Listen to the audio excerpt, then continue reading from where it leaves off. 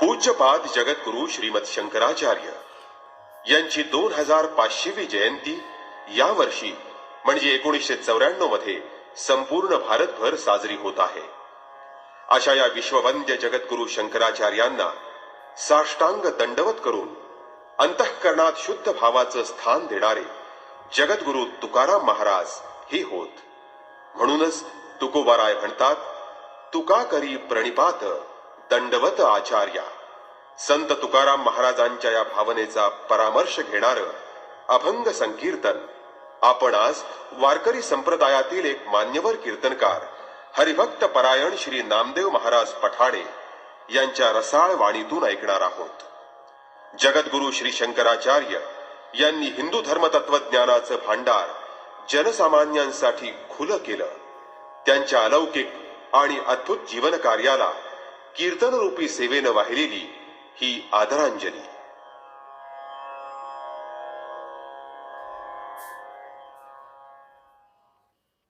राम कृष्ण हरी जय जय राम कृष्ण हरी जय जय राम कृष्ण हरी हरी जय जय राम कृष्ण हरी जय जय राम कृष्ण हरी जय जय राम कृष्ण हरी हरि जय जय राम कृष्ण हरि जय जय राम कृष्ण हरि हरि जय जय राम कृष्ण हरि.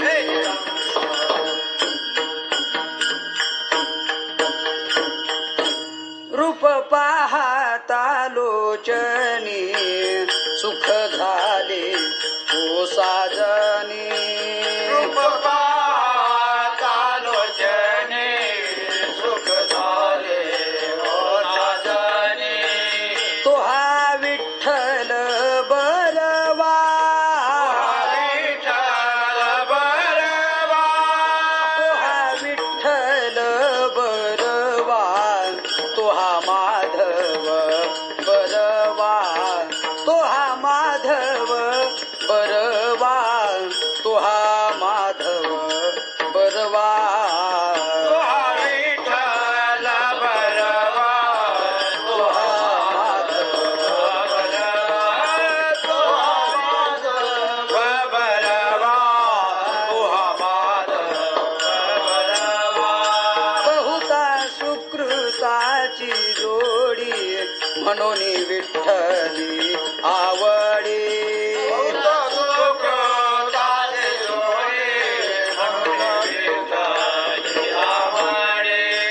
तो हा विठ्ठल बरवा.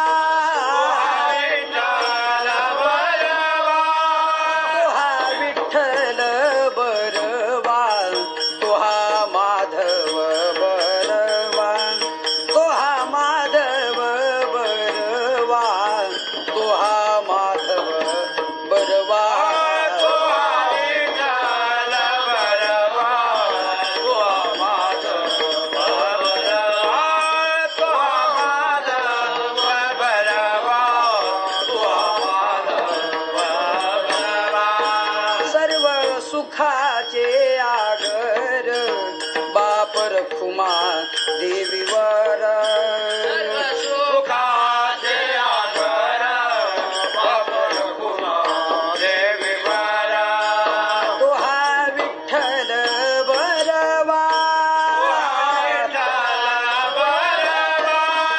तो हा विठ्ठल बरवा. तो हा विठ्ठल बरवा. तो हा माधव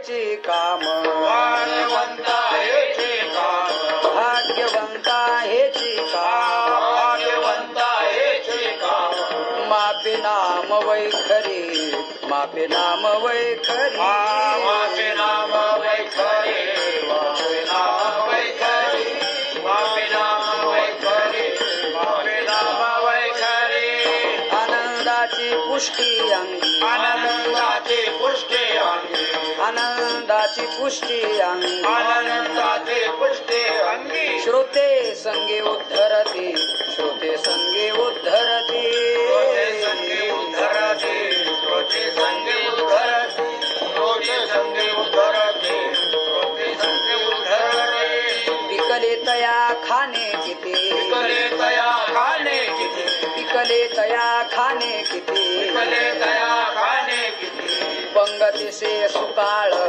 पंगतीसे सुकाळ पंगतीचे काळ पंगतीचे काळ पंगतीचे काळ पंगतीचे काळ आनंदाची पुष्टी अंगी आनंदाचे पुष्टे अंगी आनंदाची पुष्टी अंगी आनंदाचे पुष्टे अंगी श्रोते संगे उद्धरती श्रोते संगे उद्धरती श्रोते संगे उद्धरते श्रोते संगे उद्धरते श्रोते संगे उद्धरते श्रोते संगे उद्धरते तुका करी प्रणिपात तुका करे प्रणिपात तुका करी प्रणिपात तुका करे प्रणिपात दंडवत आचार्या दंडवत आचार्या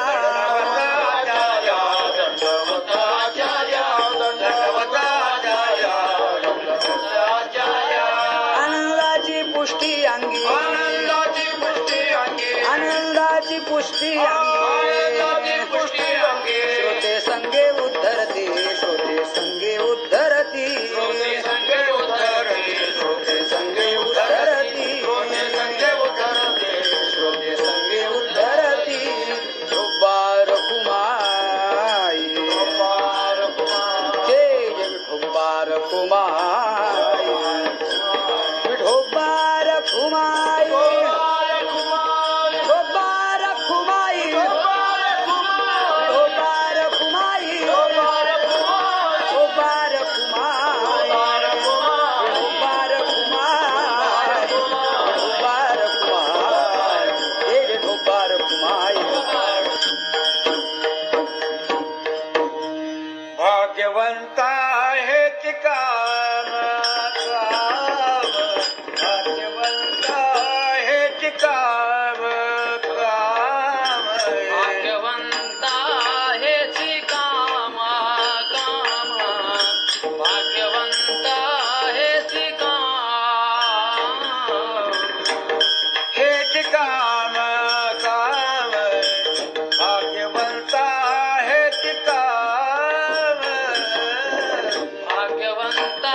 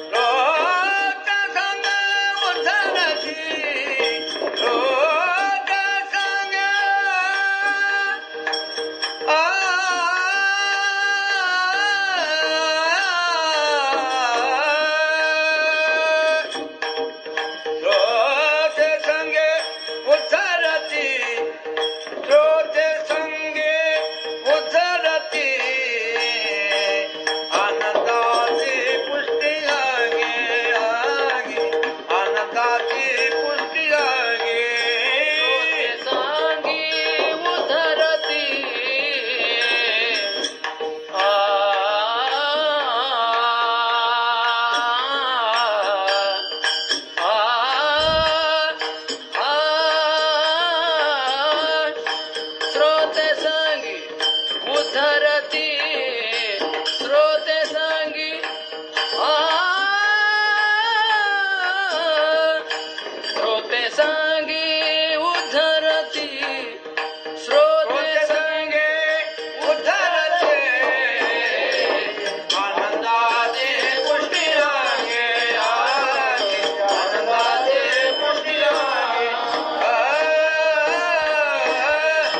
विठ्ठल विठ्ठल विठ्ठल पुंडलिक वरदा हरी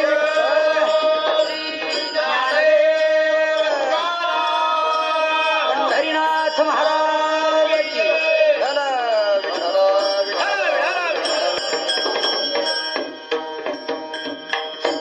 भाग्यवंता हेची काम मापे नाम वैखरी आनंदाची पुष्टी अंगी श्रोते संगी उद्धरती पिकली तया खाणे किती पंगतीसी सुकाळ आनंदाची पुष्टी अंगी श्रोते संगी उद्धरती तुका करी प्रणिपात दंडवत आचार्या आनंदाची पुष्टी अंगी श्रोते संगी उद्धरती विठ्ठल विठ्ठल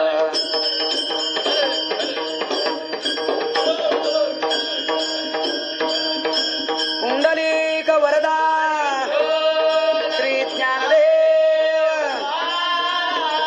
जगद्गुरु शंकराचार्य महाराज की विठ्ठल विठ्ठल विठ्ठल विठ्ठल विठ्ठल भाग्यवंता हेची काम मापे नाम वैखरी आनंदाचे पुष्टी अंगी श्रोते संगी उद्धरती.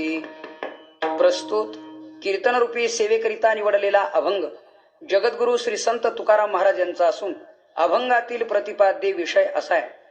या भूतलावर संत महात्मे अवतीर्ण होत असताना ते स्वतः काय करतात, स्वतःसाठी काय मिळवतात आणि या विश्वाला काय देऊन आपला अवतार कार्य पूर्ण करतात, या 3 मुद्द्यांचा विचार या अभंगातून जगद्गुरु श्री संत तुकोबार यांनी केलेला आहे. विठ्ठला विठ्ठला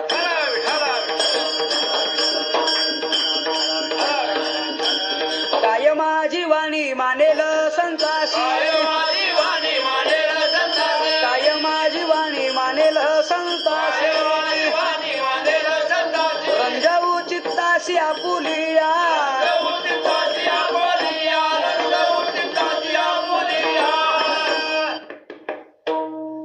हा अभंग या ठिकाणी निवडण्याचा मुख्य हेतू असा आहे.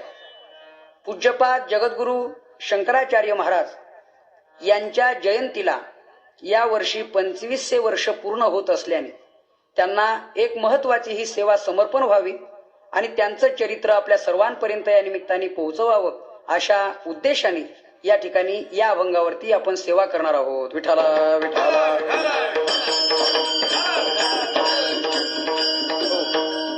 या अभंगाच्या शेवटच्या चरणावरून आपल्या लक्षात येईल जगद्गुरु तुकाराम महाराज प्रणिपात आणि दंडवत आचार्यांना करतायत. पण पहिलाच प्रश्न असा आहे, आचार्य हा शब्द आल्याने पण शंकराचार्य असा शब्द न आल्याने हा थोडासा अध्यारूत असा शब्द आहे की शंकराचार्य आचार्य म्हणजे शंकराचार्यच आहेत की अन्य आचार्यांना तुकाराम महाराज दंडवत करतायत, हा थोडासा महत्वाचा प्रश्न आहे.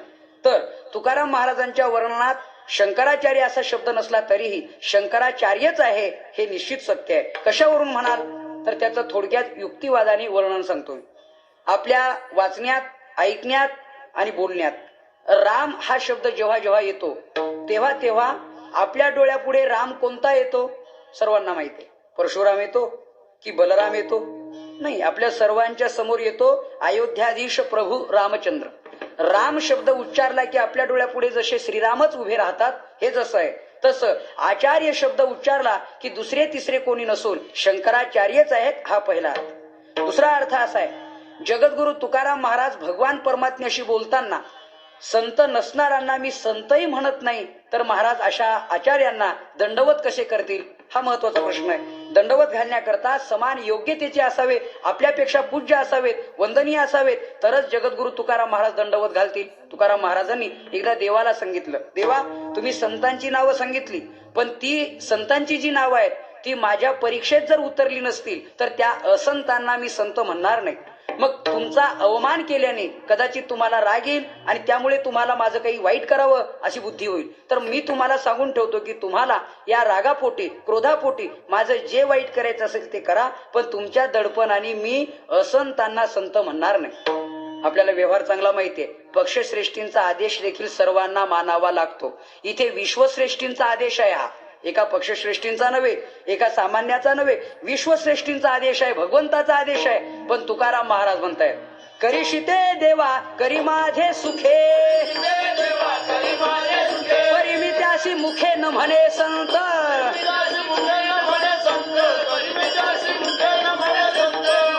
तुला माझं काय करायचं ते कर, पण मी त्यांना माझ्या मुखाने संत म्हणणार नाही. तुकाराम महाराज. तेव्हा तुकाराम महाराज अन्य आचार्यांना दंडवत घालतील कसे, तर शंकराचार्यांनाच घालतायत. हा एक अर्थ. आणि तिसरा एक अर्थ असा आहे, शंकराचार्यांना आणि शंकराचार्यांचं जे ऋण आहे, आपल्या वारकरी संप्रदायातले सर्व संत ते ऋण मान्य करतायत. ज्ञानोबारायांनी ज्ञानेश्वरी लिहिताना पहिल्यांदा शंकराचार्यांचं वर्णन केलेलं आहे. व्यासांचा मागोवा घेतो, भाष्यकारा ते वाट पुसतो. इथे भाष्यकार म्हणजे शंकराचार्य. एकनाथ महाराजांनी भागवत लिहिताना पहिल्यांदा नमन केले शंकराचार्यांना. वंदो आचार्या शंकरू, जो का ग्रंथार्थ विवेक चतुरू, सारुनी कर्मठतेचा विचारू आणि प्रबोध दिनकरू प्रकाशला. एकनाथ महाराज भागवतामध्ये वंदन करतायत, वंदू आचार्या शंकरू. एकनाथ महाराजांनी वंदन केलं, ज्ञानोबारायांनी वंदन केलं, म्हणून तुकाराम महाराज म्हणतायत, तुका करी प्रणिपात आणि दंडवत आचार्या. तुकाराम महाराज देखील या आचार्यांना दंडवत करतायत. यावरून यांच्या समोर शंकराचार्यच आहेत. हा पहिला प्रश्न. आता दुसऱ्या प्रश्नाचं उत्तर असा, दुसरा प्रश्न असा आहे की शंकराचार्यांना तुकाराम महाराज दंडवत घालतायत, परंतु तसं बघितलं तर तुकोबारा हे द्वैती आणि शंकराचार्य अद्वैती. अद्वैती आणि द्वैती या दोघांचं मतऐक्य कसं होईल, आणि मत भिन्नता असेल तर दंडवत घालण्याची क्रिया होईलच कशी, असा प्रश्न. कारण शंकराचार्य अद्वैती आहेत. कशावरून, त्यांचा आपण षटपदी नावाचं आणि एक पुस्तक आहे, ग्रंथ आहे, तो वाचला तर आपल्या लक्षात येईल. शंकराचार्यांनी असं म्हटलेलं आहे की परमात्म्यापासून जीवाची उत्पत्ती झाली, जगाची उत्पत्ती झाली, हे श्रुती, युक्ती आणि अनुभव विरुद्ध असल्याने आम्हाला ते मान्य नाही, असं त्यांनी वर्णन केलेलं आहे. पण परमात्म्याने सगुण साकार रूप धारण केल्यामुळे, अवतार घेतल्यामुळे त्याला जीवानी शरण जावं हेही आम्हाला मान्य आहे, असं वर्णन केलंय. शंकराचार्य म्हणतायत परमात्म्यापासून जगत उत्पत्ती जर मानली तर शास्त्रदृष्ट्या जन्यजनक भाव, कार्यकारण भाव संबंध येईल. आणि जन्यजनक भाव संबंध जर आला तर जन्याची जनकाला उपाधी ठरते. म्हणजे आमचं परमात्म तत्व हे सोपाधिक आहे की निरुपाधिक आहे, तर अमृतानुभवाच्या पहिल्याच ओवीच्या पहिल्या पदात ज्ञानोबाराय सांगतायत, आईशी ही निरुपाधिक आहे, जगाची जवळ जनिक आहे. मग ते निरुपाधिक तत्व आहे. मग ते निरुपाधिक कसं ठरलं, तर इथे कार्य तोच आणि कारणही तोच, तर जगत त्याच्यापासून निर्माण झालं नसून जगत रूपाने तो परमात्मा नटलाय, हाच त्याचा अर्थ आहे. विठाला विठाला. हो, म्हणून शंकराचार्यांनी अद्वैतवाद मानला आणि एकीकडे तुकाराम महाराज मात्र वेगळंच वर्णन करतायत.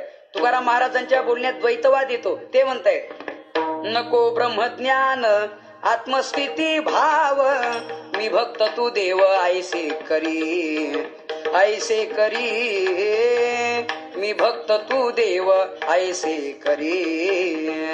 बस मी भक्त असावा आणि तू देव असावा. इथे द्वैत आलं एका अभंगात. तर त्याच्या पुढे जाऊन आणि तुकाराम महाराज सांगतायत, अद्वैती तो नाही माझे समाधान, अद्वैती तो नाही माझे समाधान, गोड हे चरण तुझी सेवा. महाराज म्हणताय, देवा अद्वैताच्या ठिकाणी माझं समाधान नाही, मला आणि या ठिकाणी तुझी सेवा मिळावी. आता सेव्य सेवक भाव या नियमाने तू वेगळा मी वेगळा, म्हणजे द्वैत मानतात. मग द्वैत मानणाऱ्या तुकोबारायांचं आणि अद्वैतवाद्या शंकराचार्यांचं मतऐक्य जर नसेल तर इथे साष्टांग प्रणिपात कसा करतायत, या प्रश्नाचं उत्तर थोडक्यात सांगतो. शंकराचार्य हे अद्वैती असले आणि तुकाराम महाराज द्वैती दिसत असले तरी पण तुकाराम महाराज देखील अद्वैतवादीच आहेत. फक्त भक्ती पुरते, ज्याला शास्त्राच्या भाषेत वास्तव अद्वैत आणि कल्पित द्वैत असं म्हटलेलं आहे. अभेदुनी भेद राखीला अंगी, वाढावया जगी प्रेम सुख. अभेदुनी भेद राखीला, वास्तविक अभेदच पण भेद राखला. म्हणून तुकाराम महाराजच देवाशी बोलताना अद्वैताचं वर्णन करतायत. देवा मी तू पण जाऊ दे दुरी आणि एकची घोंगडे पांघरू हरी. आता द्वैत नाहीच आहे, तू आणि मी दोघं एकच आहोत. महाराज सांगतायत न झाला प्रपंच आहे परब्रह्म, अहम सोहम ब्रह्म हा कळले. इथे अद्वैतवादच आहे. ज्ञानोबारांनी अमृतानुभवात वर्णन केलेलं आहे. दिव्याचा प्रकाश गोळा करू लागलात तुम्ही तर तुमच्या हातात प्रकाश नावाचं कार्य येणार नाही, तर त्याचं जे उपादान आहे दिवा, तो दिवाच हातात येईल. मग प्रकाश आणि ती दिवा हातात यावा, तसा जगाचा विचार करीत असताना परमात्मा हातात यावा, यालाच अद्वैतवाद म्हणतात. समग्र दीप्ते घेता जेवी दीपची ये हाता, तेवी जियेची या तत्वता शिवची लाभे. मायेच्या योगाने ईश्वराची प्राप्ती करून देणाऱ्या हा सिद्धांत आहे. म्हणजे संतांनाही अद्वैतवाद मान्यच आहे आणि जगद्गुरु शंकराचार्यांनीही अद्वैतवादाचं प्रतिपादन केलेलं आहे. पण हे वर्णन केल्यावर शास्त्राच्या भाषेत त्याला व्याघात दोष म्हणतात. तुकाराम महाराजांना देवानी विचारलं, एकीकडे तुम्ही म्हणता मी भक्त तू देवाईशे करी, आणि एकीकडे म्हणतात तू आणि मी एकच आहे, हे कसं काय? मग तुकाराम महाराज हसले आणि तुकाराम महाराज काय म्हणतात, तुझं मज नाही भेद केला सहज विनोद, केला सहज विनोद, केला सहज विनोद, नाही भेद केला सहज विनोद, केला सहज विनोद. केला सहज हो, तुझ्यात आणि माझ्यात भेद नाही. मग भेदाची भाषा करता येते, तो माझा विनोद समजा. महाराज म्हटले तो माझा विनोद आहे. अशा स्वरूपाने अभेद तत्वाचं आणि अद्वैतवादाचं प्रतिपादन या दोघांचं एकच आहे आणि म्हणून साष्टांग दंडवत एक. आता त्याच्या पुढे तिसरा मुद्दा महत्वाचा असा आहे की शंकराचार्य हे ज्ञानी आहेत, पंडित आहेत, विद्वान आहेत, अद्वैती आहेत, पण भक्त आहेत का? आणि जर भक्त नसतील तर तुकाराम महाराजांनी एका अभंगात आपला आणि सिद्धांत व्यक्त केलेला आहे. ते म्हणतायत जाणे भक्तीचा जिव्हाळा, हो तोच मग हो का पंडित शहाणा, अनिक नाही माझ्या मना. भक्तीचा जिव्हाळा नसेल आणि ज्ञानी पंडित असेल तर तो मला पसंत पडणार नाही. मग हे ज्ञानी आहेत म्हणून नमस्कार करतात की भक्त म्हणून, असं वर्णन केलं तर शंकराचार्य जसे ज्ञानी आहेत, वेदांती आहेत, तसेच ते भक्तही आहेत. कशावरून म्हणाल तर त्यांच्याच ग्रंथातून त्यांचं प्रमाण सांगतो. पंचरात्रा गमनाचे खंडन करत असताना शंकराचार्यांनी हे 5 भक्ती तत्वाचा पुरस्कार केलेले आढळतात. 5 भक्ती तत्व कोणते आहेत? शंकराचार्यांनी सांगितलं अभिगमन, उपादान, बर स्वाध्याय, योग आणि इच्छा, असे हे 5 प्रमेय सांगितलेले आहेत. आता अभिगमन याचा अर्थ काय? पायी तीर्थयात्रा करणे, देवळात दर्शनाला जाणे अभिगमनाचा अर्थ. उपादान म्हणजे काय? देवाच्या पूजेचं साहित्य गोळा करणे, ईश्वर ज्यानी प्रसन्न होईल त्याचा अंगीकार करणे, याला म्हणतात उपादान. योग म्हणजे वृत्तीने ईश्वराशी एक होणे, म्हणजे नाते जोडणे, याला म्हणतात योग. स्वाध्याय म्हणजे वेद पठन, शास्त्राभ्यास करणे, त्या नामस्मरण करणे, सत्य भाषण करणे, हा आहे स्वाध्याय. आणि इज्जा म्हणजे देवाची पूजा करणे, पायी तीर्थयात्रा करणे, बर वगैरे, याला म्हणतात इज्जा, दान धर्म करणे वगैरे. मग हे 5 भक्ती तत्वाच्या आणि तत्वाचा पुरस्कार केल्याने शंकराचार्य भक्त होते. याच्यापेक्षा पुढे जाऊन सांगायचं ठरलं, भारत भ्रमण करीत असताना शंकराचार्य जेव्हा पंढरपूरला आले तेव्हा शंकराचार्यांनी पांडुरंगाच्या समोर उभं राहून जे अष्टक लिहिलेलं आहे पांडुरंगाष्टक, त्यात आपण वाचा. महायोग पीठे तटे भीमरथ्या वरम पुंडरीकाय दातुं मुनींद्रैः समागत्य तिष्ठं तप्नंदकंदं परब्रह्मलिंगं भजे पांडुरंगं. शरश्चंद्रबिंबाननं चारुहासं लसत्कुंडलात्क्रांत गंडस्थलांगं जपा राघबिंबाधरं कंजनेत्रं परब्रह्मलिंगं भजे पांडुरंगं. शंकराचार्यांनी जे अष्टक लिहिले, अजम रुक्मिणी प्राण संजीवनंतम वगैरे, हे सर्वांच्या पाठच आहे. यावरून शंकराचार्य ही भक्त आहेत आणि भक्त आहेत म्हणूनच तुकाराम महाराज त्यांना दंडवत घालतात. विठाला विठाला.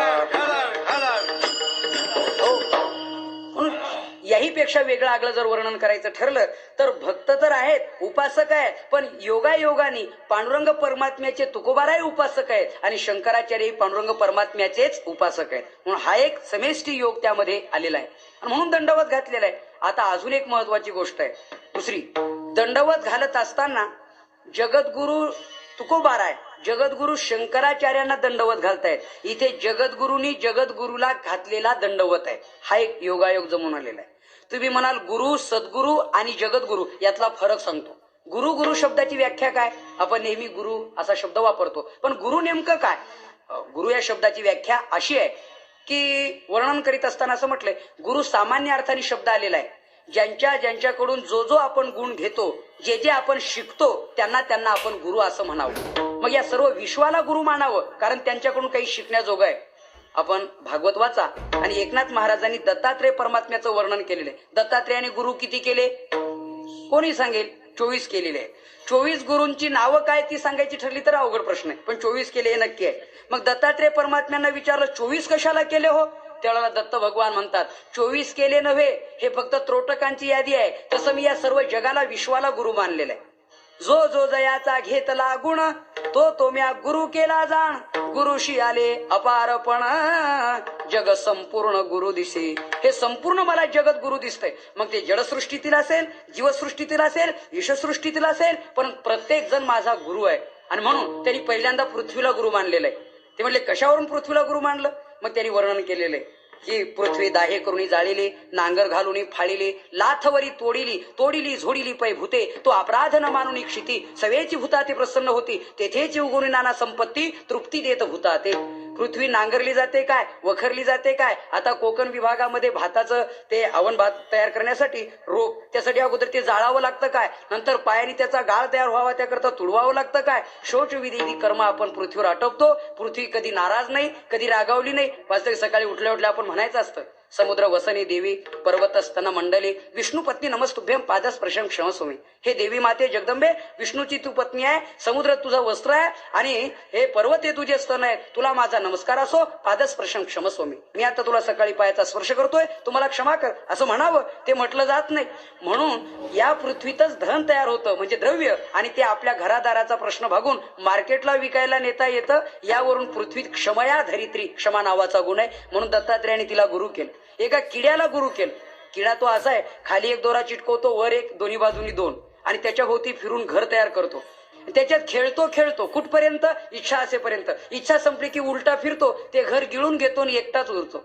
दत्तात्रेयाने त्याला गुरु मानलं. तू जसं घर करतो आणि इच्छा संपली की एकटाच राहतो, तसं आमचा ईश्वर जगत निर्माण करतो आणि पुन्हा जगत एका अंशात विलीन करून शेवटी एकटाच उरतो. म्हणून ईश्वरासारखंच तैतरीय उपनिषदात म्हटलंय, बहुश्याम हमे मेतत प्रजा येती कामतः तपस्तप्तवान सृजा सर्व जगत इत्याह तित्तिरः. या नियमाने त्यांनाही गुरु मानलं आणि सर्व जगत मला गुरु दिसतंय असं त्या दत्ता भगवंताचं म्हणणं आहे. म्हणजे सर्व जगत गुरु आहे. गुरु शब्दाचा अर्थ सामान्य अर्थाने हा होतो, विठोबा रखुमाये,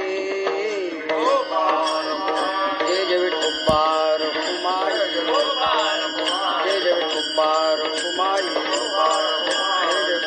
रखुमाये. गुरु शब्दाचा सामान्य अर्थाने हा अर्थ आहे की सर्व विश्वाला गुरु मानण्याची जी दिशा आहे, जी संकल्पना आहे, ती दत्त भगवंतांनी जी आपल्या समोर सर्वांच्या ठेवलेली आहे. गुरु शब्दाचा अर्थ आहे की सर्वांपासून जे जे आपण शिकलोय त्यांना गुरु म्हणावं. आता श्रीगुरु वा सद्गुरु कोणाला म्हणावं, तर सद्गुरूची व्याख्या अशी केलेली आहे, मज हृदय सद्गुरु जेने तारिलो हा संसार पुरू. सद्गुरूची व्याख्या वेगळी आहे की सर्वसामान्य शिकतोय त्यांना गुरु म्हणावं, पण जे या संसार दुःखातून काढून मोक्षापर्यंत घेऊन जातात त्यांना म्हणावं सद्गुरु. सद्गुरूची व्याख्या अशी आहे, किंवा एका सुभाषितकाराने असं म्हटलेलं आहे, बहो गुरवो संती. असे गुरु जगात पुष्कळ आहेत, पण दुर्लभो सद्गुरु देवो शिष्य हृतापहारकः. सद्गुरुदेव दुर्लभ आहे की आध्यात्मिक, आदिभौतिक, आदिदैविक या 3 तापातून शिष्याला मुक्त करतो, त्यांना म्हणावं सद्गुरु. असे ज्ञानोबारांनी वर्णन केलेलं आहे की मला जर तारला असेल तर माझ्या सद्गुरूनी. किंवा सद्गुरूची व्याख्या याच्यापेक्षा ज्ञानोबाराय सांगतात, ती परी श्री गुरु करीती जय अंगीकारू तै होऊनी ठाके संसारू मोक्षमय आघवा. श्रीगुरूने अंगीकार केला की शिष्याला संसार राहत नाही, तर त्याचं मोक्षात रूपांतर होतं. याला म्हणावं श्रीगुरु.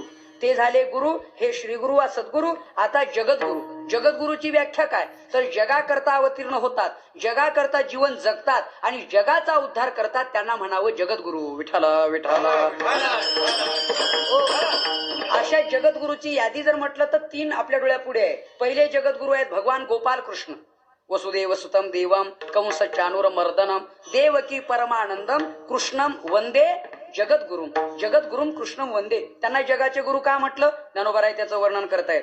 तैसे अर्जुनाचे व्याजे गीता प्रकाशून श्रीराजे संसारा एवढे थोर ओझे फेडिले जगाचे, म्हणून जगद्गुरु कृष्ण भगवान.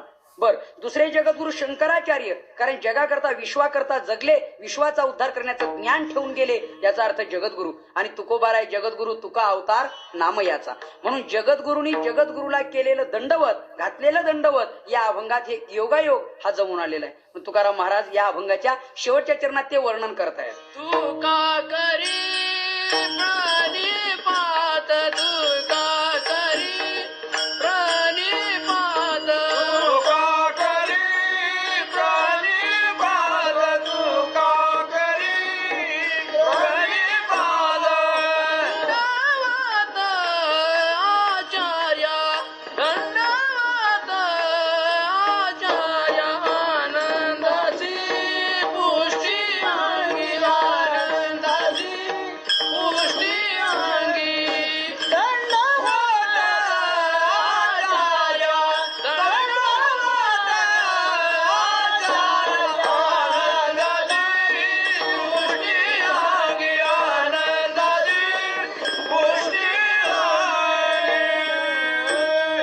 आचार्यांना जगद्गुरु तुकाराम महाराज दंडवत घालतात आणि प्रणिपात शब्दाचा अर्थ ज्ञानेश्वरीच्या 4थ्या अध्यायात आलेला आहे. प्रणिपातेन तद्विद्धी प्रणिपातेन. या प्रणिपातेन प्रश्नाचं वर्णन करीत असताना ज्ञानोबाराय वर्णन करतायत. तनु मनु जीवे चरणाशी लागावे आणि अगर्वता करावे दास्य सकळ.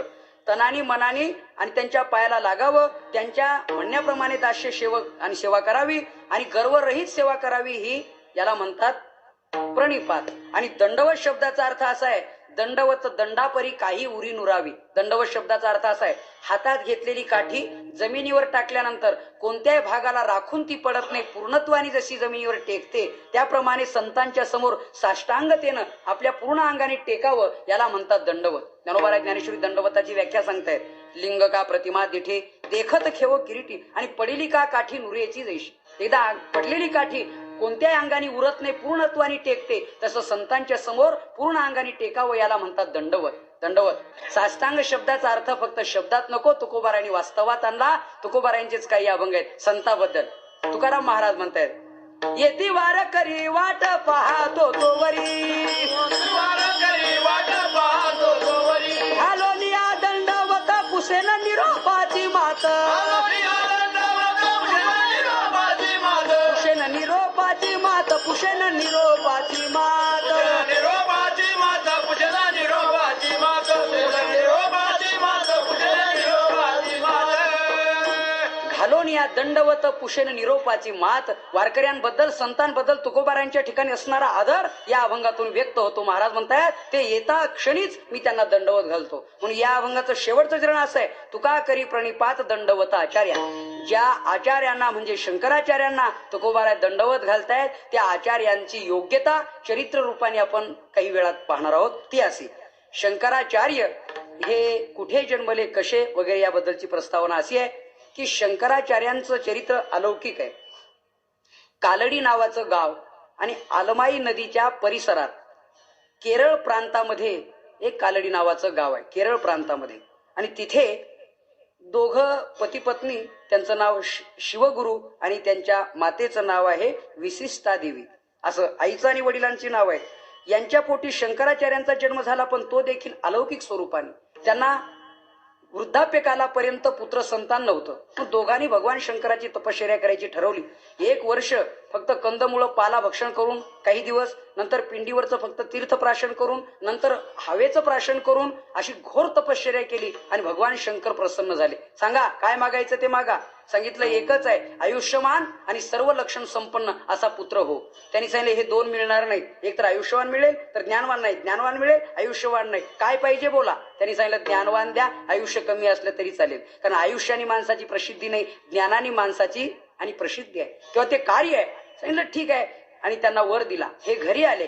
घरी आल्यानंतर महादेवाच्या कृपेनं त्यांना पुत्र संतान प्राप्त झालं, ते शंकराचार्य. आणि शंकराचार्य उपजल्यापासूनच उपजताची ज्ञानी. योग भ्रष्टाचं वर्णन ज्ञानोबारांनी सुंदर केलेलं आहे. सूर्य आधी प्रगट होत नाही, आधी सूर्याचा प्रकाश आणि मागाहून सूर्य उदय. आपण बघा, मोटकी देहाकृती उमटे निज ज्ञानाची पहाट फुटे, सूर्या पुढे प्रगटे प्रकाश जैसा. सूर्याच्या आधी प्रकाश यावा अर्ध्या तासाने आणि मागाहून सूर्य प्रगट व्हावा, तसा महात्मा नंतर येतो आणि आधी त्यांचं ज्ञान प्रगट होतं. असं शंकराचार्यांचं चरित्र आहे. 3 वर्षापर्यंत ज्ञान आणि त्याहीपेक्षा त्यांचं जे चरित्र आहे, तेव्हा त्यांच्या वडिलांना असं वाटलं की अत्यंत दिव्य, अत्यंत ज्ञानी मुलगा आपल्या पोटी आलेला आहे, यांना आता आश्रमात नेऊन घालावं. पुढे प्रकार असा घडला, आश्रमात नेऊन घालण्याच्या आधीच त्यांच्या वडिलांना देव आज्ञा झाली, त्यांचं निर्वाण झालं. त्याच्यानंतर त्यांच्या आईने त्यांना माहेरी नेलं आणि 5 वर्ष झाल्यानंतर गुरुगृही ठेवलं. गुरुगृही ठेवल्यानंतर पूर्ण ज्ञानाचा अभ्यास झाला. त्यांचं वर्णनच असं केलं एका श्लोकामध्ये, 8 वर्ष चतुर्वेदी 12 सर्व शास्त्रकृत आणि 16 कृत्वा भाष्ये 32 मुनिरभ्यगात. एका श्लोकात शंकराचार्यांचं पूर्ण चरित्र रेखाटलेलं आहे. तेव्हा 4 वेद 6 शास्त्र 18 पुराण सर्व अभ्यास झाला. घरी आले. आईने सांगितलं, बाळ तुझ्या करता सर्व सिद्धता आहे, लग्नाची तयारी केली आहे, आता तू गृहस्थाश्रमात पदार्पण कर. सांगितलं, आई मी अजन्म आणि नैष्ठिक ब्रह्मचर्य व्रत पाळण्याची आणि हे केलेली प्रतिज्ञा, त्यामुळे आता मी लग्न करणार नाही. शेवटी आई निराश झाली. कालांतराने पुन्हा संन्यास मला घ्यायचा आहे, तुझी परवानगी हवी आहे. संन्यास घेण्यासाठी परवानगी मागितली. आईने काही केल्या परवानगी दिली नाही. तेव्हा परवानगी दिली नाही. एके दिवशी प्रसंग असा झाला की शंकराचार्य हे गंगेच्या स्नानाला गेले, मातेसह गेले. आणि शंकराचार्य गंगेच्या स्नानाला गेल्यानंतर तिथे प्रकार असा की आई तीरावरती उभी आहे, शंकराचार्य स्नान करतायत आणि स्नान करताना त्यांच्या पायाला एका मगरीने पकडलं. बऱ्याच वेळाने वरती आली आणि रडत रडतच म्हणतायत, आई मी आता मरतो, आता मी वाचत नाही, मगरीने माझा पाय पकडलाय, आता माझा हा शेवटचाच क्षण आहे, आई आता तरी मला संन्यास घेण्याची परवानगी दे, नाहीतर माझं जीवन फुकट ठरेल, मला मोक्ष मिळवण्याकरता संन्यासी जीवनाची गरज आहे. आईने विचार केला, मरण्यापेक्षा संन्यासी होत असेल तर आनंद आहे. सांगितलं, बाळ खुशाल संन्यास घे. संन्यास घेतला, तिथेच हातावरती पाणी घेऊन मी संन्यासी होईल अशी कल्पना केली. पुढे चालून त्यांच्या आवाजाने सगळे लोक गोळा होऊन मगरीला पकडलं आणि त्यांना त्यापासून सोडवलं. घरी आले, संन्यास घेण्याचा निर्धार नक्की झाला. एके दिवशी आई स्नानाला गेली, रस्त्यात पडली, कारण ती आलमाई नावाची नदी थोडीशी लांब होती. लांब असल्यामुळे आई रस्त्यातच बेशुद्ध स्थितीत पडली. शंकराचार्यांनी विचार केला, एवढ्या लांब आईला स्नानाला जाणं होत नाही, पण आई स्नानाला गेल्याशिवाय, गंगेचं स्नान केल्याशिवाय जेवण करीत नाही. म्हणून देवाला विनंती केली, देवा ही गंगा माझ्या गावाजवळून वाहू दे. असं घडणंही शक्य नाही, पण शंकराचार्यांचं ते अलौकिक चरित्र आहे. आणि म्हणून एके दिवशी असा महापूर आला आणि नदीचं पात्र बदललं आणि त्या कालडी नावाच्या गावापासून ती नदी वाहू लागली आणि सगळीकडे. आणि मग शंकराचार्यांची स्तुती होऊ लागली, वा वा, मुलगा असावा तर असा, एकच चंद्र तमोहंती नच तारा शतान्यपी, हजारो चांदण्यापेक्षा एक चंद्र असावा, मुलगा असावा तर असा असावा. म्हणून शंकराचार्यांचं सर्वत्र असं कौतुक होऊ लागलं. आणि ते ज्या कुळात जन्माला आले ना, ते नंपुद्री कुळ आहे, ब्राह्मणामध्ये उच्च असं कुळ. आता मल्याळी भाषा आहे तिथे, केरळमध्ये मल्याळी भाषा आहे. तिथे नंपुद्री नावाचा अर्थ असा होतो, नंपू म्हणजे विश्वास आणि पुरी म्हणजे पूर्ण. ज्यांचा वेदशास्त्रावर, देवावर पूर्ण विश्वास आहे त्याला म्हणतात नंपुद्री. आणि अशा पवित्र कुळामध्ये शंकराचार्यांचा जन्म झाल्याने, आई वडीलही महान पुण्यवान असल्याने आणि शंकराचार्य हे महादेवाचाच प्रसाद किंबहुना भगवान शंकरच पण मनुष्य देहाने प्रगट झालेले असल्याने नदीचं पात्र बदललं. संन्यास घेण्याची परवानगी आईकडून मिळाली आणि संन्यास घ्यायचं नक्की झालं. एके दिवशी झोपेत असं स्वप्न पडलं की ओंकारेश्वर क्षेत्रामध्ये नर्मदा नदीच्या तीरावरती गोविंद पादाचार्य समाधीस्थ आहेत, त्यांच्याकडून तुम्ही अनुग्रह घ्या. ते 200 किलोमीटर अंतर पायी पायी काढलं. आईची परवानगी घेतली. आई तशी परवानगी देत नव्हती. आईला सांगितलं, आई अंतकालाच्या वेळेला मी कुठे असलो तरी तू स्मरण केल्या क्षणी वायुवेगाने मी इथे हजर होईल, एक, आणि अंतकाळी तू म्हणशील त्या देवाचं दर्शन घडून देईल, दोन, पण मला मात्र संन्यास घेण्याची आणि परवानगी दे. त्याप्रमाणे मिळाली. बाहेर गेले आणि तिथे जाऊन चौकशी केली. म्हटले, गोविंद पादाचार्य इथे कोणी आहेत का? लोकांनी सांगितलं, हजारो वर्षाची तपश्चर्या चालू आहे त्यांची, समाधी घेतलेली आहे त्यांनी. तेव्हा आम्ही त्यांचा अनुग्रह घेण्याकरता इथे आलो, म्हातारे झालो, अजूनही समाधी उत्थान होत नाही, कधी होईल सांगता येत नाही. शंकराचार्यांचा आग्रह मध्ये गेले आणि त्यांची समाधी उत्थान केली. समाधी उत्थान केल्यानंतर त्यांनी सांगितलं की महाराज, मला तुमच्याकडे येण्याचा संकेत मिळाला आणि म्हणून मी आलोय, तेव्हा माझ्यावर कृपा करा. अर्थात हे गोविंद पादाचार्य कोण, म्हणजे शंकराचार्यांची पूर्व परंपरा अशी आहे की मूळ भगवान विष्णू परमात्म्याने ते ज्ञान ब्रह्मदेवाला दिलं, ब्रह्मदेवाने तेच ज्ञान नारदांना दिलं, नारदांनी तेच ज्ञान व्यास महर्षींना दिलं, व्यास महर्षींनी तेच ज्ञान शुकाचार्यांना दिलं, शुकाचार्यांनी तेच ज्ञान गौड पादाचार्यांना दिलं, गौड पादाचार्यांनी तेच ज्ञान गोविंद पादाचार्यांना दिलं आणि गोविंद पादाचार्यांनी तेच ज्ञान शंकराचार्यांना दिलं. अशी त्यांची गुरु परंपरा आहे. विठाला विठाला विठाला विठाला.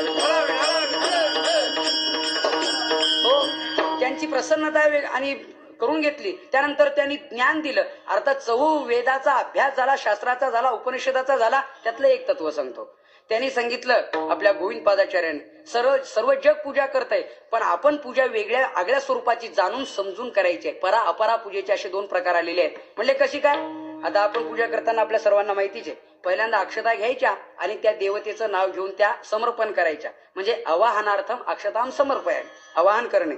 ती देवता एकदा आली की त्या देवतेला मग पाद्यपूजा करून अपवित्र पवित्र वा वगैरे. त्याच्यानंतर त्यांना स्नान घालले. मग दधिघृतम स्नानं समर्पयामि, उष्णोदकम स्नानं समर्पयामि, पंचामृतम स्नानं समर्पयामि, नंतर शुद्धोदकम स्नानं समर्पयामि.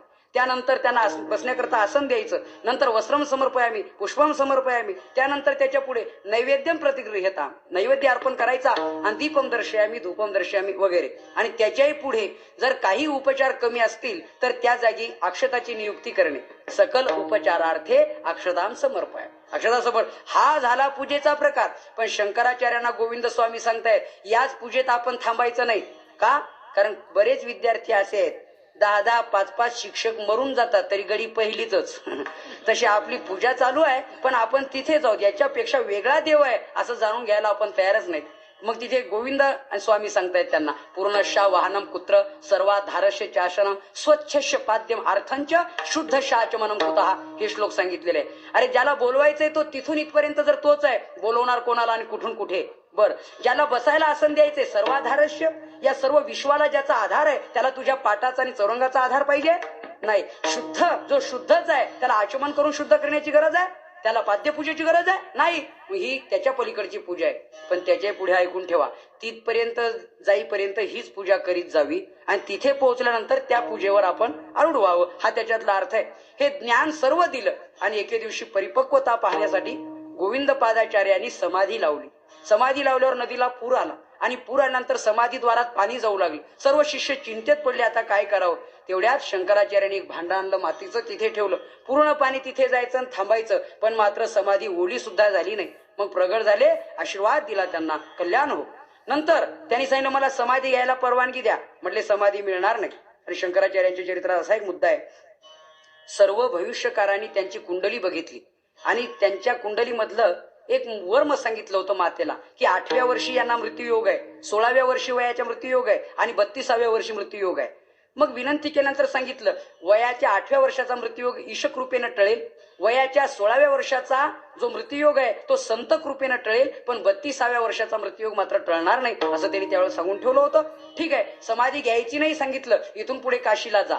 मग तिथून पुढे काशीला गेले, तिथे भगवान शंकराचा साक्षात्कार होईल असं सांगितलं. आणि गोविंद पादाचार्यांनी सांगितलं मला गौड पादाचार्यांनी तुमच्याकडे ज्ञान देण्यासाठीच राहायला सांगितलं होतं, माझं कार्य संपलंय, आता जगतभर तुम्ही प्रसार करा. आणि त्यांनी आपली समाधीस्थ झालेली आहे. तिथून पुढे काशीला जाऊन भगवान शंकराचा साक्षात्कार झाला. तिथे काशी हे त्या काळचं, आता जसं आपल्याला माहितीये सुप्रीम कोर्ट आहे की नाही, तसं सर्व आध्यात्मिक ज्ञानाचं सुप्रीम कोर्ट जर असेल तर त्यावेळेला काशी होती. कुठलाही वाद असो धर्मपंथांनी तिथे येऊन मिटवावा असा तो भाग आहे. तिथे सर्वांचं मत परिवर्तन केलं, सर्वांना अद्वैतवादाचं प्रतिपादन, भगवान शंकराची प्रसन्नता. आणि भगवान शंकरांनी तिथून पुढे सांगितलं की तुम्ही हिमालय पर्वताची प्रदक्षिणा करा. विठाला विठाला. हिमालय पर्वताची प्रदक्षिणा करताना सनंदन नावाचा शिष्य त्यांना मिळाला. सनंदन अतिशय विश्वासू. आता हिमालय पर्वत आपल्याला माहितीये समुद्र पातळीपासून 10,884 फूट उंच आहे.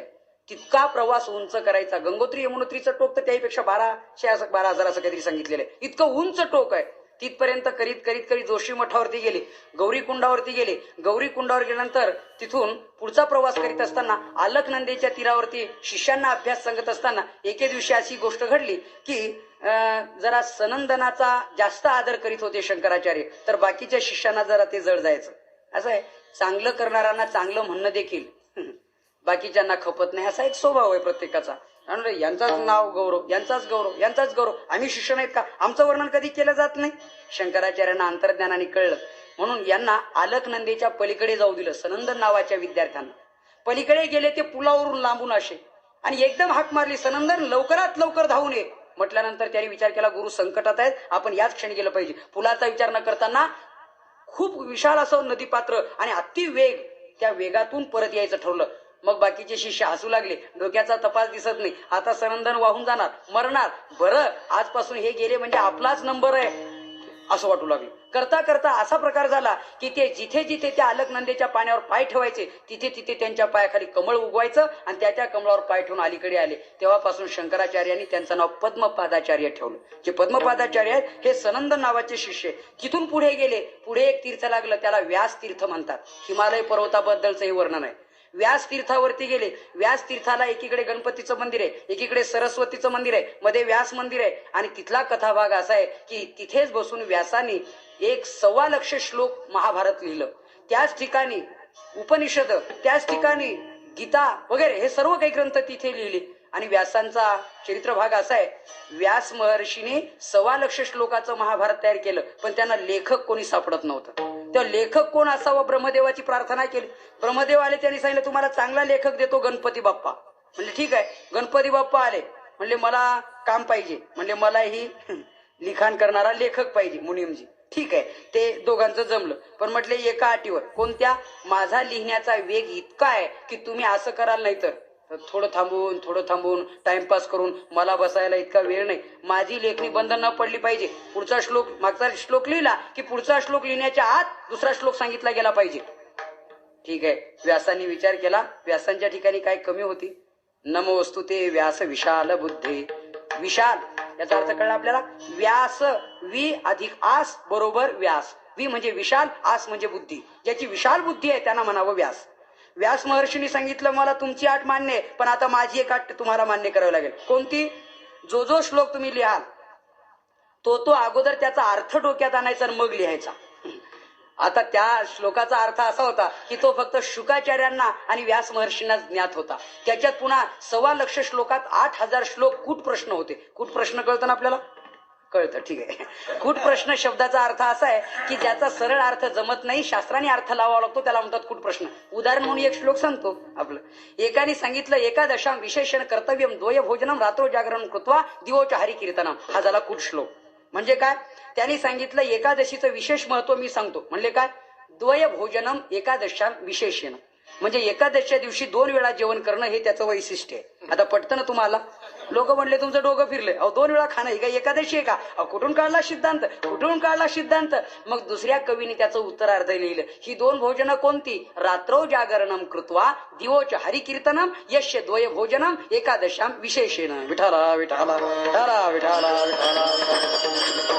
हो, म्हणजे रात्रभर हरी जागर करावा आणि दिवसभर भगवत भजन करावं. ही 2च भोजनं एकादशीच्या दिवशी करावीत. याला म्हणतात कूटप्रश्न. असे कितीतरी सांगून आपला वेळ घेत नाही. कूटप्रश्न आहे. असे 8,000 श्लोक होते महाभारतामध्ये आणि ते त्यांच्याकडून गणपती बाप्पांकडून लिहून घेतले आणि महाभारत पूर्ण केलं. अशा तीर्थावर जाऊन पोहोचले शंकराचार्य. शंकराचार्यांनी तिथे गेल्यानंतर याच्यावरती आणि भाष्य लिहिण्याची त्यांना बुद्धी झाली. भाष्य शब्दाचा अर्थ नीट समजून घ्या. भाष्य म्हणजे काय? सूत्रार्थ वर्णेते यत्र पदम सूत्रानुसारीभिः स्वपदानिच वर्णन्ते भाष्यम भाष्य विदो विदुः. भाष्य म्हणजे काय? मूळ सूत्राचा अर्थ न सोडता स्वतःच्या पदानी तंतोतंत अर्थ लावणे याला म्हणतात भाष्य. आणि शंकराचार्यांनी कोणत्या उपनिषदावर, वेदावर, गीतेवर सर्वांवर भाष्य लिहिलं आणि भाष्य लिहून सर्व आणि शिष्यांना ते शिकवलं. तिथून पुढचा बराचसा मोठा प्रवास आहे. बद्रीनारायण, केदारनाथ वगैरे भेटी दिल्या. तिथल्या देवतेचं भंजन झालं होतं. त्या देवता स्थापन केल्या गेल्या. मंदिराचा जीर्णोद्धार झाला तिथे आणि पूजेची व्यवस्था लावली. करता करता उत्तर काशीला आले. उत्तर काशीला आल्यानंतर व्यास महर्षी आपले शंकराचार्य उत्तर काशीला आल्यानंतर शंकराचार्यांकडे व्यास महाराज वेश पालटून आले. ब्राह्मणाचा वेश, म्हातारपण, काठी टेकीत आले. कोण रे बाबा? व्यासांच्या सूत्रावर, ब्रह्मसूत्रावर भाष्य लिहिणारा कोण? शंकराचार्यांकडे बोट केलं शिष्यमंडळीने. हे पहा, हेच आहेत ते. माझ्या प्रश्नाची उत्तरं देतील? म्हटले जरूर देतील. अहो, आमच्या गुरूंकडे काही कमी ज्ञान आहे का? 1-2 पुस्तकं वाचलीत का? जगतभर जे ज्ञान ते आमच्या गुरूंच्या मुखात आहे. म्हणले ठीक आहे. आणि मग आता ते व्यासच असल्यामुळे, त्यांचेच ते सूत्र असल्यामुळे आमच्या सूत्राचा आमका अर्थ काय होतो प्रश्न विचारला. 18 दिवस त्यांची चर्चा सुरू होती. प्रश्न उत्तराची अगदी नम्र होऊन शंकराचार्य उत्तर देत होते. व्यास महर्षी वृद्ध अवस्थेमध्ये अधिकाराने प्रश्न विचारित होते. आणि 18व्या दिवशी त्या पद्मपादाचार्यांनी गुरूंच्या कानात सांगितलं, महाराज, एवढं ज्ञान फक्त जगाच्या पाठीवर व्यासांच्याच ठिकाणी आहे. ज्या अर्थी हे प्रश्न विचारतायत, मला असं वाटतं हे व्यास तर नसतील. उद्या परिचय विचारा मग ज्ञान सांगा. म्हणले ठीक आहे. माणसाचा कार्यरूपाने परिचय झाल्याशिवाय चर्चा करणं चूक ठरते. जर चर्चा केली तर ती निष्फळ ठरते. पहिल्यांदा ग्रामपंचायतीचा सदस्य म्हणून बोललं जातं आणि मागावून कळलं हे डायरेक्टर आहेत, आमदार, खासदार आहेत. अरे मला काय माहिती, असं होतं. तसा प्रकार झाला. विचारलं आणि विचारल्यावर त्याने सांगितलं मीच व्यास आहे. आणि मग प्रगट झाले, दर्शन दिलं. त्यावेळेला 16वं वर्ष पूर्ण झालं शंकराचार्यांचं. हा दुसरा मृत्यूयोग आला. पहिला मृत्यूयोग मगरीनं पाय पकडला तेव्हा देवाच्या कृपेनं टळला मृत्यूयोग. आता दुसऱ्यांदा मृत्यूयोग आहे 16व्या वर्षी. त्यावेळेला त्यांनी सांगितलं, बाबा रे, तुला समाधी घ्यायची नाही. जे तू ज्ञान संपादन केलंय हे जगतभर आता प्रसारण करायचं आहे. माझी कृपा आहे. आजपासून तुझे 16 वर्ष पुन्हा मुदत वाढ करून घेतली आयुष्याची. ठीक आहे. इथून पुढे पुन्हा 16 वर्ष वाढ. शिष्यांना इतका आनंद झाला, आमच्या गुरुचं आता आयुष्य वाढलं, अजून सहवास सेवा मिळेल आम्हाला, ज्ञानश्रवण होईल, जगात त्याचा प्रसार होईल. आनंद वाटला. कारण शास्त्राने सांगितलंय ज्ञाता हा मुमुक्षूचा देव आहे. देव, त्या देवाचं आयुष्य वाढलं, आनंद वाटला. आणि तिथून पुढे त्यांनी सांगितलं, पहिल्यांदा जर तुम्हाला आणि जिंकायचं असेल तर कोणाला? कुमारील भट्टांना जिंका. म्हणले ठीक आहे. कुमारील भट्ट एक कर्मकांडी होते, त्यांना जिंका म्हटले. मग कुमारील भट्टांना जिंका असं सांगून व्यास महर्षी अंतर्धान पावले. आता कुमारील भट्ट कोण, कुठे, त्यांना जिंकायचं कसं, मग एका ब्राह्मणाने त्यांची पूर्ण कल्पना दिली. आता कुमारील भट्टांचं चरित्र अति महत्वाचं आहे त्यांच्या संबंधात शंकराचार्यांच्या. कुमारील भट्ट हे ब्राह्मण कुळात जन्माला आले आणि वेदाची, गायीची आणि ब्राह्मणाची निंदा होऊ लागली, ती त्यांना सहन झाली नाही. ते आक्रमण हटवण्याकरता, अन्य धर्मप्रतिनिधींना आणि पराभूत करण्याकरता वेदाचा अभ्यास केला आणि त्याहीपेक्षा ज्यांचं मत आपल्याला आणि आक्रमक ठरणार आहे त्यांच्या मताचा अनुयायी बनून अभ्यास केला. नंतर त्यांचं खंडन करायचं ठरवलं. पण एके दिवशी ते पकडले गेले या मुद्द्यावर. पाठामध्ये गायी ब्राह्मणाची निंदा होऊ लागली, त्यांच्या डोळ्यातून अश्रू आले. त्यावरून ठरवलं की हे कोणीतरी वेश पालटून आणि आपली येती पालटून इथे आलेले आहेत. आणि मग त्यांना सांगितलं आज तुम्हाला गच्चीवरून ढकलून देऊन आणि मृत्यूदंड दिला जाईल. रात्रीचे रात्री पळून गेले सर्व भागात आणि त्यांच्या विरुद्ध प्रचार केला. शेवटी त्यांचं मत खंडन करून शंतनू राजाचं मत परिवर्तन करायला जेव्हा आले, हे कुमारील भट्टांचं चरित्र आहे. शंतनू राजाचं मत परिवर्तन करायला आले त्यावेळेला शंतनू राजाकडे हे सगळे होतेच धर्मप्रतिनिधी. त्यांनी सांगितलं वाद घालायला बसा. त्याला शास्त्रार्थ म्हणतात. शास्त्रार्थ करा म्हणजे वाद घाला. वाद घालायला बसले. आता सत्यापुढे असत्य किती वेळ टिकेल, जरी लावून धरलं तरी किती वेळ, नेहमी खोटंच बोलायचं ठरवलंच एखाद्याने किती वेळ टिकेल, सगळी उदाहरणं सांगत नाही असे. तेव्हा त्यांना पराभूत केलं. पण शेवटी त्यांनी एक असा डाव तयार केला. म्हटले तुमची वेदावर निष्ठा आहे आणि आम्हाला वेद मान्य करायचे असतील आणि तुमचे जर सिद्धच असतील तर तुम्ही 1000 फूट उंचीच्या डोंगरावर उडी टाका. जर तुम्हाला काही झालं नाही तर तुमचे वेद सत्य आहे असं आम्ही मानू. ते इतकी निष्ठा होती शास्त्रावर त्यांची. तस्मात शास्त्रम प्रमाणन्ते. जसं ज्ञानराज माऊलींच्या आई वडिलांनी देहांत प्रायश्चित शास्त्र म्हणूनच स्वीकारलं ना, त्याप्रमाणे वरती गेले डोंगरावरती आणि तिथून एकच वाक्य उच्चारलं, यदि वेदा प्रमाणशु जीवेयम. जर वेद प्रमाणभूत ग्रंथ असतील तर मी जिवंत राहील. उडी टाकली छातीशी वेद धरून. काही झालं नाही. डोळ्याला एक गवताची काडी लागून रक्तस्राव होऊ लागला. बाकीच्यांनी त्यांची हत्तीवर मिरवणूक काढायची ठरवली. जिंकले, विजयी झाले, विजयी विजयी, आता आजपासून वेद मान्य आहे असं म्हणू लागले. तेवढ्यात ते देवाशी भांडू लागले. देवा माझ्या डोळ्याला काडी का लागली सांग. बाकीचे म्हणाले हो अहो इथून आतापर्यंत ढकलून दिले त्यांचं काहीच सापडलं नाही आणि तुमच्या डोळ्याला एवढी एवढी काडी. ते म्हणले असं नाही. एखादा विद्यार्थी अर्धा मार्क कमी झाला तरी रडत असतो, जेवण करीत नाही, भांडत असतो. का 1 मार्क का कमी झाला. बाकीचे म्हणतात अरे दे सोडून 35% आम्ही खुश आहेत आणि तू आपला रडतो 1 मार्काचं काय मत, दे सोडून. पण तो म्हणत असतो अरे तुम्हाला 35 मिळाले हेच भाग्य समजा, कारण तुमचा अभ्यासच तसा आहे. पण माझा एकही कमी होता कामा नाही तितकी माझी खात्री आहे. तसं मग देवानी त्यांना साक्षात्कार करून दिला. म्हटले माझी चूक नाही, गवताची काडी का डोळ्यात गेली ऐका, तुमचं चुकलंय. तुम्ही वेद छातीशी धरून काय म्हटले, यदि वेदाप्रमाणशु जीवेयम. संस्कृत मध्ये यदि शब्दाचा अर्थ होतो जरी. जर वेद सत्य असतील तर मी जिवंत राहील. तो जर आल्यामुळे हा तर डोळ्यात गेला. अशी चूक झाली. तुम्ही म्हणायला पाहिजे होतं वेद सत्यच आहेत आणि मी जिवंत राहील. शेवटी वेदाचाच विजय झाला. कुमारील भट्टांना जिंकण्याकरता शंकराचार्य गेले. शंकराचार्य जेव्हा गेले तेव्हा ते तुषाग्नी घेत होते, म्हणजे गवताच्या अग्नीत आपला देह संपवित होते. त्यांना परावृत्त करण्याचा प्रयत्न केला. ते काही केल्या परावृत्त होत नव्हते. म्हटले माझं भाग्य तुमचं दर्शन झालं, आनंदाची गोष्ट आहे. आता तुम्ही तारक मंत्राचा उपदेश करा, तारक मंत्राचा जप करा, तारक ब्रह्माचा जप करा, म्हणजे मी माझ्या समाधी योग साधतो. तारक मंत्राचा जप करून त्यांनी महानिर्वाण साधलं.